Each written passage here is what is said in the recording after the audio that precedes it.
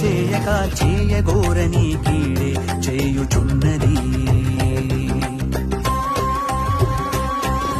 చేయగోరిన మేలు చేయక చేయగోరని కీడే చేయుచున్నది. నా శరీరమందు మంచిది ఏదీ లేదని తెలుసును. ఇట్టి చావుకులోనకు శరీరము నుండి ఎవరు రక్షించును?